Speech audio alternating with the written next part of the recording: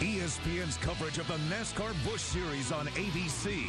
Brought to you by Aaron's. With over 1,400 stores nationwide, everyone's a lucky dog at Aaron's. And DirecTV. Ride shotgun on race day with NASCAR Hot Pass only on DirecTV.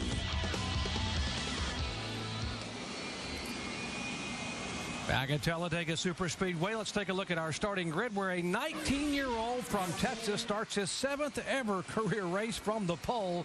Brad Coleman will lead him down. And while you take a look at our starting grid, let's visit with our in-race reporter, driver of the Aaron's Dream Machine Toyota, David Rudeman, who starts back in 15th position. David, Dale Jarrett, have you got a copy? Yeah, go ahead. David, I know this is an exciting day for you. You've got a great paint scheme on that Aaron's Dream Machine. But just got a quick question here. We had a restrictor plate change the other day after practice. From a driver's perspective, how does that change this race? You know, it's hard to say, really. I mean,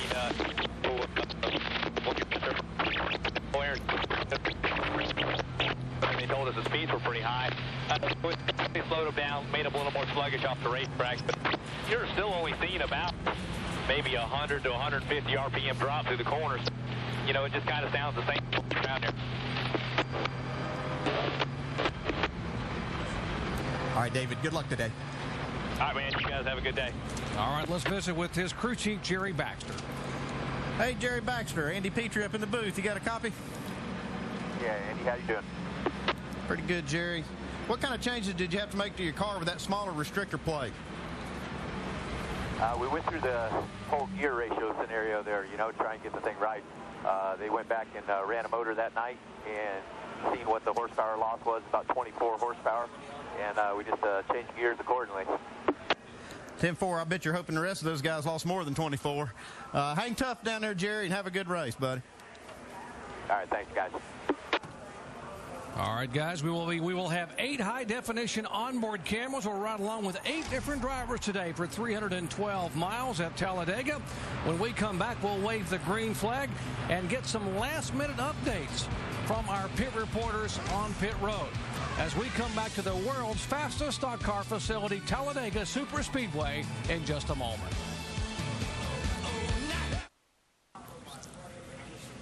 Back at Talladega, the green flag just moments away as we check in quickly with some final stories from pit road. First, here's Jamie Little. Well, Doc, last time we saw Kevin Harvick at a restrictor plate race was in Daytona. He won the Busch race and backed that up the next day with the Daytona 500 win. I asked him about his chances today. He said, my car drafts well. It's good. I'm here for the win. Mike? For Kyle Busch, race 1 in Daytona very much set the tone for his season. He led a race-high 46 laps, only to have mechanical failure erase what could have been. For Busch, 2007 has been accented by flashes of brilliance, but punctuated by bitter defeat. Today marks another opportunity. Busch is driving the same car he dominated with in Daytona back in February. But today he's trying to do something here that he couldn't do there. Go the distance and get to victory lane. Dave? Mike, most of the time to win a restrictor plate race, you have to have a drafting partner, someone to push you to the front of the field. Well, at Daytona earlier this year, no one could push Dave Blaney because he had no rear bumper. Early contact on the track ripped that off. Today, with a full bumper on that number 10 car, Dave Blaney could be the Toyota in victory lane. Alan? The championship leader, Carl Edwards, starts 9th today with concerns. His car had a small vibration during qualifying, but because of NASCAR rules impounding the cars between time trials and the start of the race, his team couldn't do really anything much about it. They're hoping an early caution tire change will alleviate the problem. We'll keep an eye on it from down here on pit road. Doc? All right, thank you very much. 312 miles, the Aaron's 312, 117 laps, and a purse of over $1.34 million. Well, a crowd of over 100,000 diehard fans are on their feet as NASCAR's Busch Series finalists prepare for an afternoon of high speeds and high risk here on the high banks of the world's fastest stock car facility in Talladega, Alabama. As they head to the green flag, let's listen in as we go full throttle.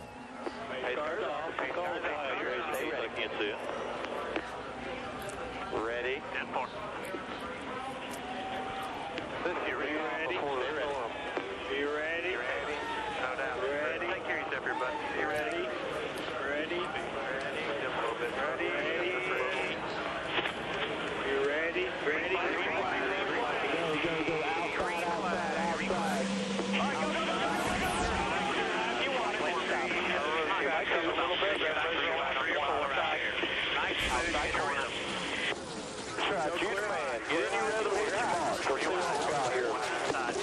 come inside on every grade. Back to the 4. Clear 1. Driving away here, man. Loaded in. 1 back. Don't worry about it. Clear high, baby. It's up to you. You're right. Coming out. There you go, buddy. Stick with it. Come on. Can you clear high? All clear. Way to hang tough, man. 4 is clear. 1 back. 6 5. Right with you. Inside. 2 inside. 3 wide. Middle. Clear. Up on the top. 2 inside.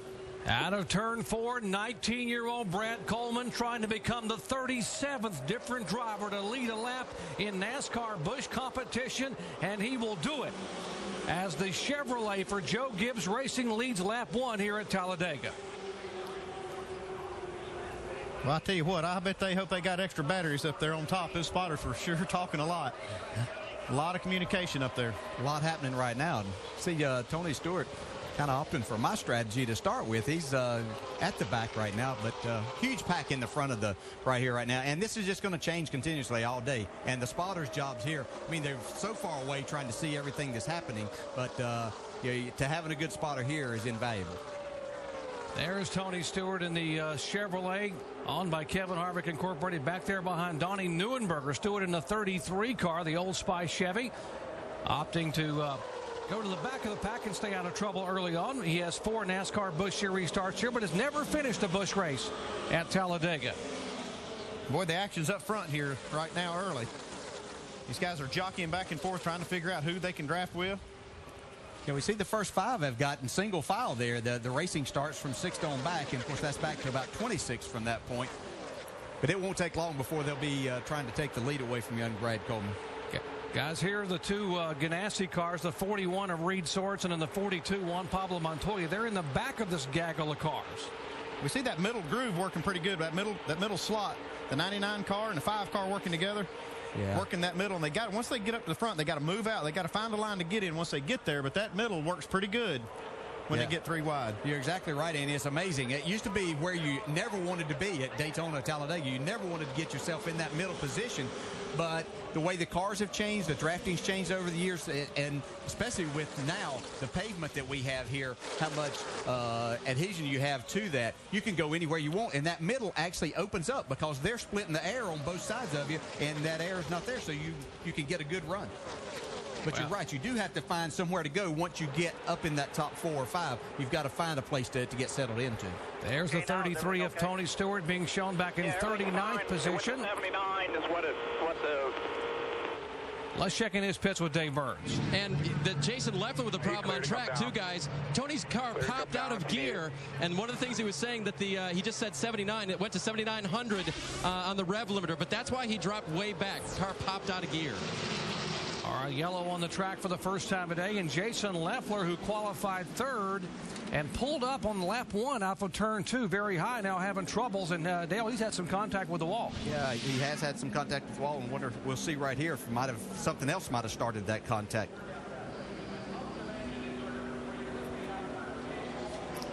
Oh, he got a little bit of a tap from behind. Yeah, turned him straight into the fence. Yeah, you know, this is part of the butt drafting that goes on here. And I think this is just a product of that. Top of 2 now. Top of 3 again. It looked like a pretty straight bump, but it turned Jason Leffler's car to the right and got him in the wall. He didn't have much room to work with. Yeah, you know, and sometimes you're actually right there in that position. Jason Leffler might have been in a position where he was having to roll out of the throttle just a little bit. And when you do that, sometimes your car will just move around on its own. And so he may have been correcting the wheel a little bit to the right, and that bump is all it takes, and you're straight into the wall. All right, we are under yellow for the first time today. Lap number 4 at Talladega. A bit of a tap from behind, and Toyota driver Jason Leffler has significant damage on the side of his car. They come roaring out of turn 4 at 190 miles an hour, and it doesn't take much to have a problem.